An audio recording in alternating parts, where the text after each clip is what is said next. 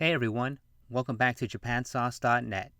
In today's video, we will be discussing some of Japan's most infamous swords, which over time have been rumored to be bloodthirsty and have demonic powers. I'm speaking of Muramasa Sengo's demon swords.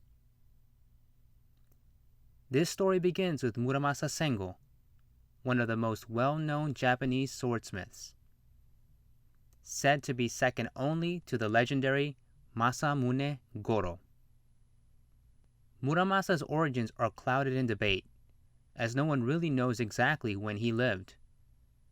Currently, most people believe that he lived during the Muromachi period, in the 14th to 16th century in Ise province. He is said to have been a student of Hyanjo Nagayoshi, a prominent Kyoto swordsmith known for spears and engravings. But in another more legendary version, it is believed that Muramasa was a disciple of Masamune himself, though historically this is not possible. Muramasa was definitely a great swordsmith, but he was also very troubled. Muramasa was known to be very violent and angry. Some people even believed he was completely mad. Rumors spread that Muramasa's violent character was transferred into the swords he created, making his swords evil. It was said that anyone that wielded one of his swords would be possessed by a desire to kill, and that they would be slowly driven insane. One famous legend in particular demonstrates the evil reputation of Muramasa's swords. The story goes that Muramasa challenged the great Masamune to a sword-making competition to determine who was the greatest swordsmith of all. Each person made a magnificent sword. Muramasa made the Juichi Yosamu, or the 10,000 Cold Knights, while Masamune made the Yawarakai Te, Tender Hands. They decided to test the blades by suspending both swords in a river, with the sharp edge facing the current. Muramasa's blade cut everything that came near it, leaves, fish, and even the air itself. However, Masamune's sword didn't cut the leaves or the fish, and the air simply hissed as it gently flew past the blade. Muramasa began to gloat, believing that Masamune's sword was inferior. Masamune merely smiled, lifted his sword, dried it, and put it away. Muramasa kept heckling Masamune, because Masamune's sword did not cut anything. A monk that witnessed the entire competition walked over to them and declared Masamune the winner. The monk said that Muramasa's sword was a fine sword, but it was bloodthirsty and evil, as it simply killed everything in its path. Masamune's sword was a greater one, as it didn't needlessly cut into things that were innocent and undeserving.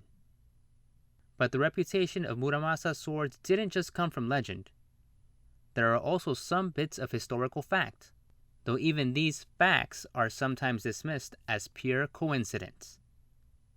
We begin with Tokugawa Ieyasu, the first shogun of the Edo period, and more broadly, with his family. You see, Ieyasu's grandfather, Matsudaira Kyoyasu, was murdered by his vassal using a sword made by Muramasa. It is said that Kyoyasu was cut in one clean slice, from his right shoulder down to his left hip. This is one of the earliest written accounts that mentions the sharpness of Muramasa's blades. Next, Ieyasu's father, Matsudaira Hirotada, was stabbed by a Muramasa blade by someone who had lost their mind by excessive drinking. Ieyasu himself was once cut by a Muramasa sword when he was just 7 years old. When he was cleaning the blood from the blade, it was signed Muramasa. And so, as a result of all of these coincidences, a legend arose that Muramasa's swords had the power to kill members of the Tokugawa family. Ieyasu decided to ban all Muramasa swords, and anyone caught with one would be severely punished. In fact, on one occasion, it was found that the magistrate of Nagasaki, Takanak Ume, had about 24 hidden Muramasa blades, and as punishment, he was ordered to commit seppuku. But what about the swords themselves? Well, Muramasa's craftsmanship was revered and had a couple of distinct characteristics. First, Muramasa blades had Muramasa ba, a distinct wave-shaped hamon. They also have Muramasa nakago. The back portion of the Muramasa blade has a fish-shaped belly. Interestingly, none of Muramasa's swords are designated as a national treasure or important cultural property of Japan. Still, the Myoho Muramasa, or Muramasa of the Sublime Dharma, is designated as an important artwork. And so, stories, legends, and historical coincidences gave Muramasa's swords the reputation of being evil, demonic, bloodthirsty, and cursed. Even if all of these tales are merely legend, I would advise that Muramasa owners be very careful. Well, I hope you enjoyed learning about Muramasa Sengo's demonic swords.